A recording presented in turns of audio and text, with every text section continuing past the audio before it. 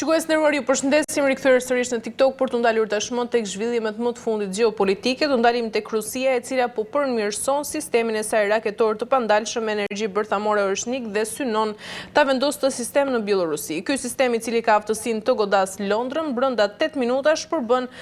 një kërcënim të drejtë për drejtë ndaj sigurisë perëndimore. Ndërkaq kryeministri izraelit Benjamin Netanyahu po ndërmerr përpjekje diskrete për të bllokuar dëshitjen e avionëve luftarak F-35 nga Shtetet e Bashkuara drejt Turqisë dhe Arabia Saudite, duke shmangur çdo përplasje publike me presidentin amerikan Donald Trump. Dhe ndërkaq do ndalemi edhe tek afrimi midis Erdogan edhe Trump në dinamikën e lindjes së mesme, veçanërisht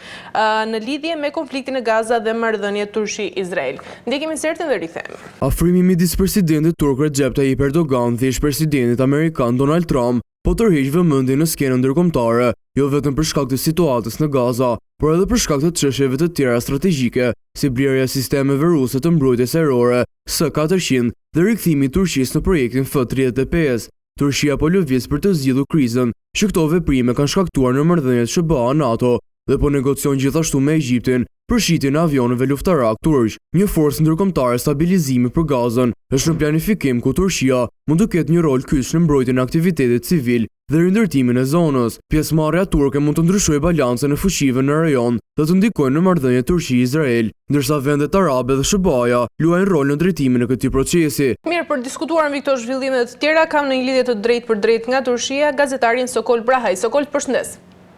Përshëndetje, Kristen. Kënaqësi. Sokol, e nisi me insertin që dëgjuam së bashku dhe si mund të ndikojë gjithë ky afrim mes Erdoganit dhe Trumpit në gjithë dinamikën e lindjes së mesme, veçanërisht në lidhje me konfliktin në Gaza dhe marrëdhëniet midis Turqisë dhe Izraelit? Apo në fakt vetë marrëdhënia edhe personale mund ta quajmë që ka zoti Erdogan me zotin Trump, ta kanë treguar që kanë një ndikim pozitiv, pra qoftë pozitiv më shumë nga ana e Turqisë, por edhe për Amerikën, sepse siç dihet Amerika gjithë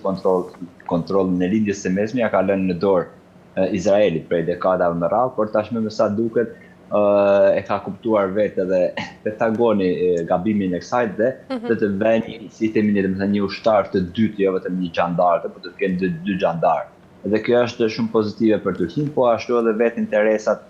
politik, rajonal, gjeografik, por edhe kulturor me vetë rajonin që ka pas Ankaraja. Kjo tregon që Erdogani po ndjek një politikë shumë të mirë. Po ashtu kurse në marrëdhëniet me Rusinë, pra Ankara-Rusi, që mund ta them pak edhe ndryshe, pra nuk është siç është me lindjen e mesme, sepse siç dihet kur ishte në shtëpinë e bardhë presidenti Erdogan i dha fjalën Trumpit, i tha që po ne tashmë do të jemi totalisht pro-Amerikës. Pra dhe Amerika ka disa kushte, ku kushtet në lidhje me Rusinë janë që edhe Turqia të ketë të ndërmarrë hapat e saj për të sankcionuar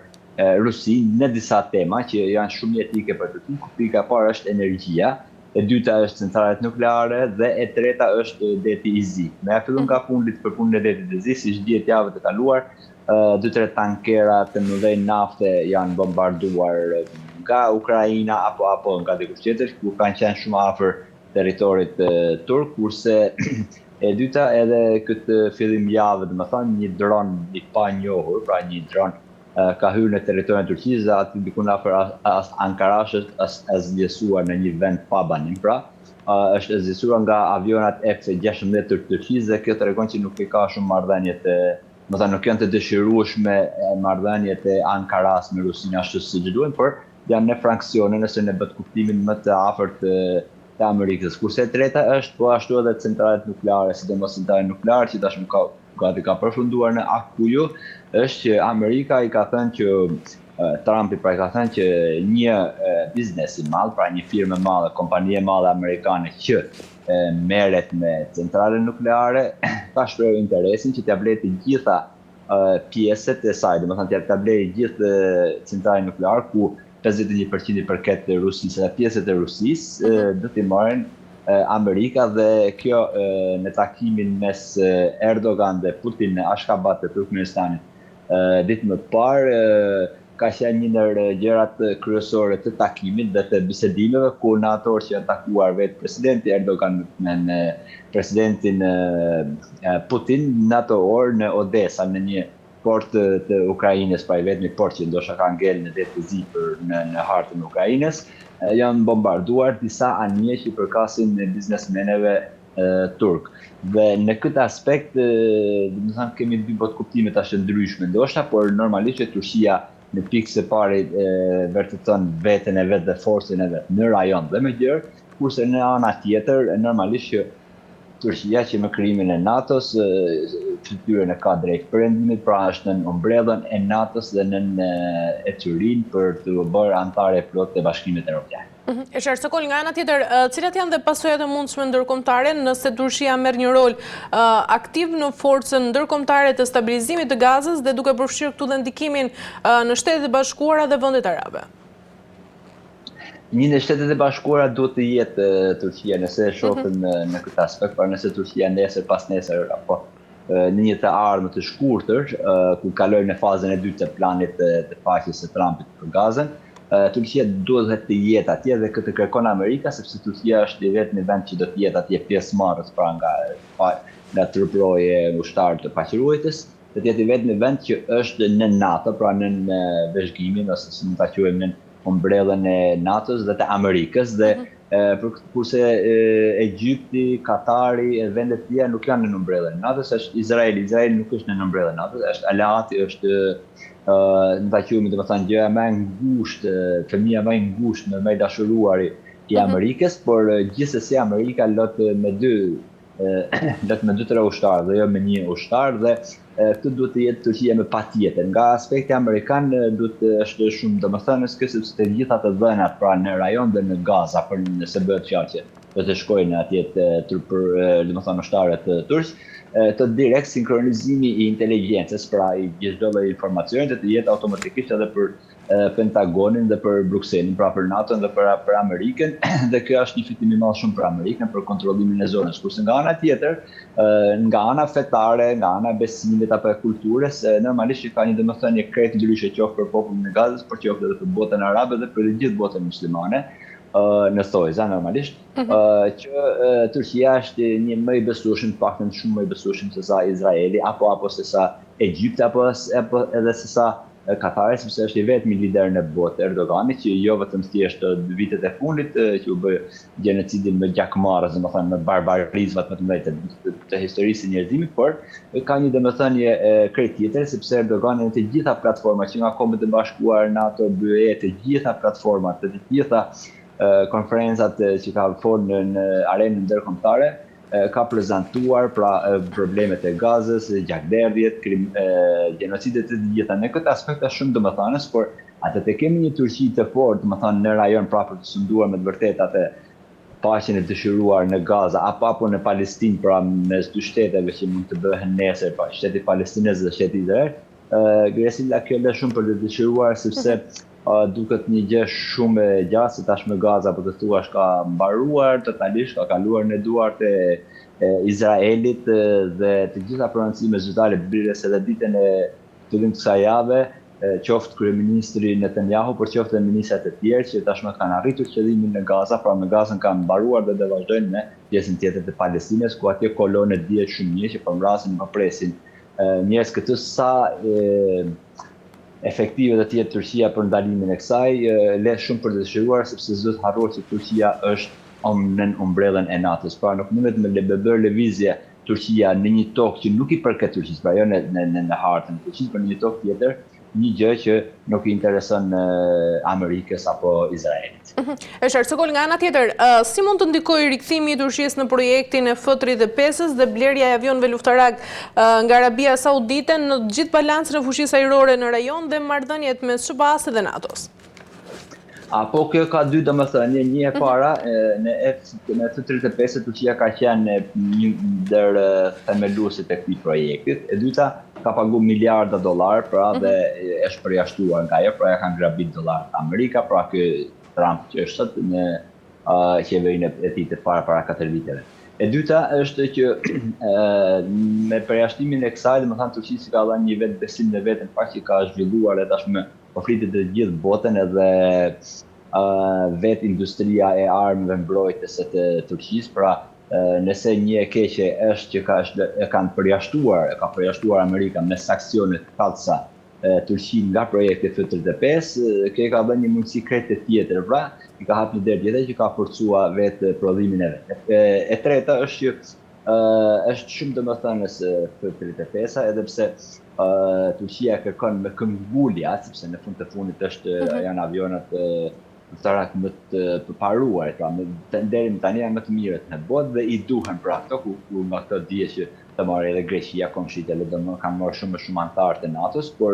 gjithsesi F-16 e marrë nga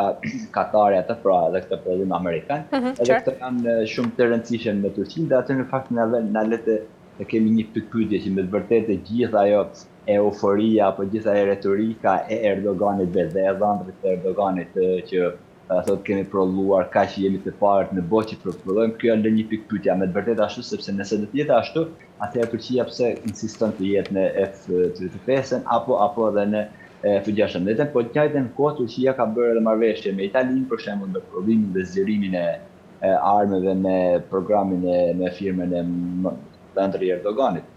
me Leonardo në Italis, po ashtu edhe me Eurofighter, tashmë kanë bërë marrëveshjen dhe Anglia dhe okej, Gjermania okej, Spanja dhe Italia kanë thënë okej, pra të marrin edhe aty. Në këtë aspekt, nëse shohim nga makro, kjo tregon që Turqia është një vend i padiskutueshëm pranë NATO dhe sidomos kur bëhet fjalë për Europën, për kontinentin evropian, pra për Bashkimin Evropian dhe kontinentin evropian, që përmendim të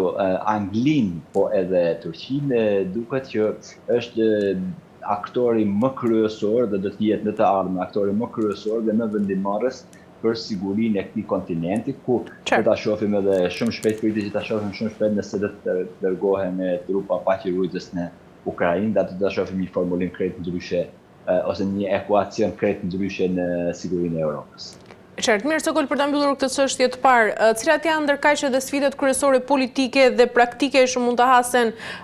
në implementimin e planit të Trump për Gazën, duke përfshirë këtu rolin e Hamasit, autoritetet palestineze, por nga ana tjetër dhe forca ndërkombëtare? Në fakt, si thema sa ne tregojmë me gisht, Amerika tregon me gisht vazhdimisht Hamasin. Hamasi është gogoli në fakt Izraelin për Amerikën, por e dihet shumë mirë se sa forcë ka Hamasi dhe çfarë ka bërë Hamasi dhe sa ka fuqi bërë Hamas, duke përjashtuar aktin terrorist të Hamasit pra të 7 tetorit, mos i ngatroj atë. Kjo tregon që Hamasi përfundimisht është eliminuar nga vetë forca e tij që ka pas më përpara, sepse siç dihet, domethënë Hamasi, Hizbullahu e të gjithë, duke filluar nga Sulejmania, domethënë e Kudusit, krahut të ushtrisë së Kudusit të Iranit që e vran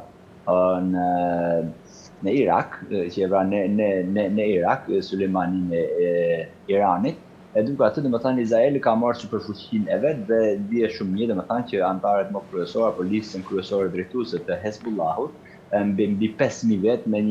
atë telefon, domethënë i ka eliminuar për 2-3 minuta të gjithë. Po ashtu edhe në Hamasin, se Hamasi do kishte një forcë, pra domethënë nëse Irani do të ishte përsëri sponsorizues dhe mbështetës kryesor i Hezbollahut dhe i Hamasit, atëherë do të kishim një gjë krejt dhe do të ta shikoshim këtë gjenocid kaq barbarizma domethënë në Gaza, por kjo tregon që Hamasi ka ngel thjesht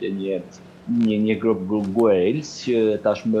forcat e tij shumë për të dëshiruar në çdo lloj aspekti, po ashtu edhe Hezbollah, po ashtu edhe Irani. Në këtë aspekt duket që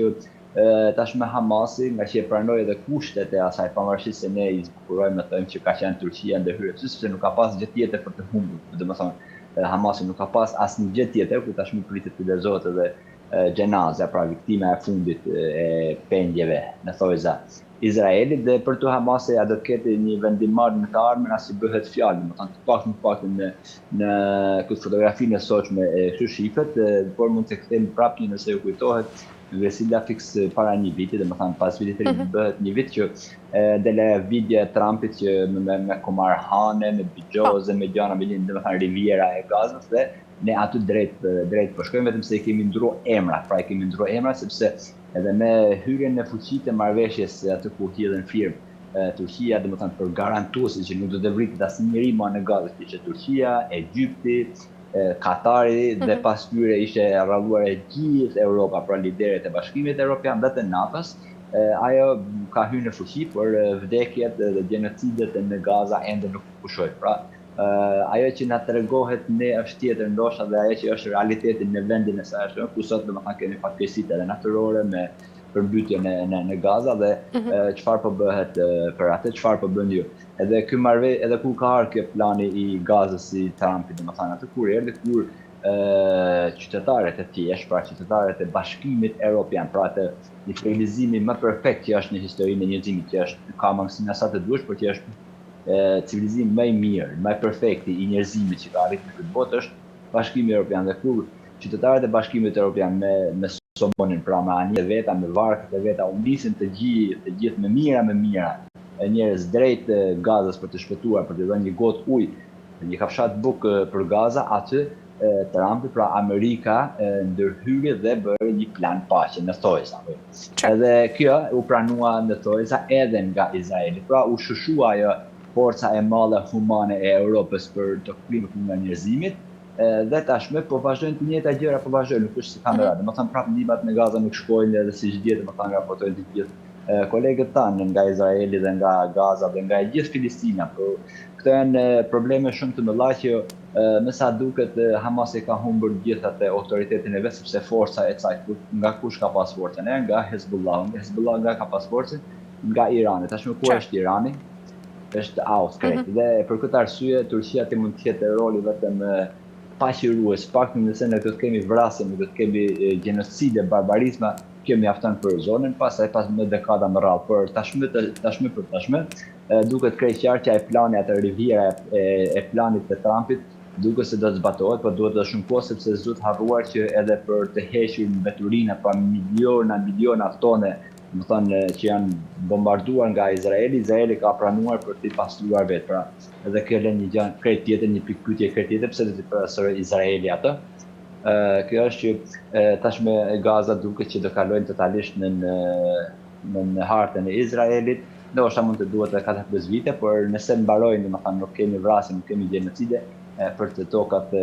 është e Zotit dhe në fund të fundit asnjë nuk është i përjetshëm mbi këtë tokë. E qartë, mirë, Sokol, ndërkajsht, ndalemi pak tek doktrina e re e Donald Trump, ndryshimi i fokusit të shbaz drejt Bashkimit Evropian. Si do ndikoj kjo në marrëdhëniet transatlantike, fakti që Shtetet e Bashkuara të Amerikës nuk e shohin më deri ku Bashkimin Evropian si një zonë vërtet strategjike të rëndësishme? Në fakt, kjo është simbolika e gjuhës së Washingtonit dhe Pentagonit, sepse Amerika pa Europën nuk mund të jetë, domethënë ajo forca, ajo perandori që është sot, por normalisht që Europa ka mangësitë e veta jashtë masës dhe sidomos nëse e shohim administratën Trump dhe atë duhet të shkojmë para në 2018, pra janë 2-3 vite para pandemisë, Grisela, kur këtë Macron i soqëm, pra presidenti i Francës, zoti Macron, pa të thënë që NATO ka përfunduar dhe tashmë ne Europa do të jemi. Pra, në fakt kemi filluar, domethënë Europa ka filluar ka qenë kryeneçi i parë që ka treguar një reagim, por pa Europën Amerika nuk do të jetë perandori i botës, para e dyta. Edhe Europa ka mangësitë e veta jashtë masës, sepse Europa në falnit me shprehjet në miliarda euro duke harxuar për LGBT, për ata duke shkatruar familjen, duke shkatruar çdo gjë, nuk ka ushtar sot normalisht dhe sidomos administrata Trumpit që jep rëndësi familjes e të tjera pavarësisht se nuk të përjashtojmë edhe dosjet e Epsteinit, domethënë, por gjithsesi le të kuptoj që Amerika i thotë Europës të mbledhë mendjen dhe hajden e vetes, sepse është i vetmi vend që në të ardhmen, pra për ndoshta 1-2-3-4-5 dekada, nuk e dim, por mund të jetë rivali i Amerikës, pra kush do të jetë mbreti i botës në të ardhmen, perandori i botës, mund të jetë vetëm Bashkimi Evropian, pra vetëm Europa. Dhe në këtë aspekt me luftën në Ukrainë dhe Rusi, Amerika me një gur godet 2-3-4-5 zogj dhe këtu që edhe Europa harxhon miliarda euro për të mbrojtur Ukrainën, pra por në njëjtën kohë dhe Rusia harxhon, pra të dy këto rivalet në të ardhmen që mund të jetë rivalët e tyre, të dy do psohen dhe ka 4 vite që kjo luftë zgjat, por nëse kthejmë tek pyetja jote Gersinda, është që me të vërtetë Europa do të krijojë një ushqim të vetëm, pra jo kundër Amerikës, por me të vërtetë siç i takon atë jetë kjo Europa që ka si civilizimi më të madh gjatë gjithë historisë, sidomos historisë moderne, për të gjithë njerëzit e botës, kjo do ta shohim, por besoj që Amerika, edhe pse në fjalimet e tyre zyrtare të Trumpit apo të Pentagonit po është të shtetisë së bardhë, janë këtë ndryshe, por nuk mund ta menjanojmë domethënë një Amerikë që mund ta lënë pas dore Europën, sepse zotan kjo që baba i Amerikës është Europa dhe jo Amerika nuk është baba e Europës. E qartë, Sokol, dy vende të rëndësishme si Rusia dhe Kina në gjithë strategjinë amerikane, duke parë Rusinë jo më si një armike të Shteteve të Bashkuara të Amerikës dhe duke u përshëndruar në konkurrencën me Kinën, cilat janë risjet dhe rrezikët që lindin për Europën edhe Ballkanin? Apo për Europën lindin probleme të mëdha, sepse Europa nga Rusia, po dhe nga Kina, po dhe nga India, domethënë marrin shumë të lirë, pra produkte, çdo lloj produkti merr shumë të lira, koste shumë e lira aty, sepse dihet se sa demokraci dhe sa të drejta e njeriut janë në ato rajone, por si konkurrencë për Amerikën nuk besoj që janë ashtu, por në këtë aspekt Amerika një në radhë të parë menjanon domethënë të dy forcat që janë rivale, ose siç i quajmë sa domethënë problemi është Kina dhe jo Rusia. Tashmë Rusia është mike e asaj, por nuk duhet harruar edhe kjo Gresinda që problemi apo armiku kryesor i Kinës edhe i Rusisë janë njëra tjetra. Pra për Kinën është armiku kryesor është Rusia sepse është komshime e tij. Dhe po të njëjtën gjë edhe për Rusinë është Kina sepse është komshime e tij dhe kanë shumë probleme shekullore në fakt në sty, por këto nuk janë që rrifen debate ndërkombëtare, kurse Amerika ditë luaj shumë mirë, pra me të gjitha anët, ditë luaj shumë mirë, ku çdo gjëje me ambargo, me taksa doganore që javën në 150-240% e arrit, domethënë me të gjithë vendet e ndryshme tërhoqi, uri përsërinë tavolit, me të gjithë vota po dobësohet vetëm me që po forcohet dhe mban forcën dhe po e konsolidon forcën e saj dhe hegemonike në mbar globin është Amerika. Kina ka një forcë ekonomike, por nuk duhet harruar që 80% e prodhimit kinez apo edhe të gjitha gjëra shkojnë për në Europë dhe për në Amerikë. Pra, nëse Europa dhe Amerika nuk vjen nga Kina, forca e Kinës është krejtëndryshe, sepse duhet kuptuar pak edhe në kontekstin historik që Kina është më aty në muret të tyre, pse ne kemi frikë domethënë nga Kina e sotshme gjoja. Kjo është si një tallëmbac, domethënë i fryr nga tjetër kushtojova nga vetë Kina, kurse për Rusinë dhe për Kinën sa do të mikojnë në Europën, po do të mikojnë në Europën, por me sa duket në vitet e ardhshme do të shohim që do kemi një forcim edhe më të madh të NATO-s, pra të umbrellës së NATO-s, e cila shtetet e tjera, pra si është Kina dhe Rusia, apo edhe India, apo edhe BRICS-i, Shanghai, zone që kanë qenë të, nuk do të lejohen pra nga NATO dhe nga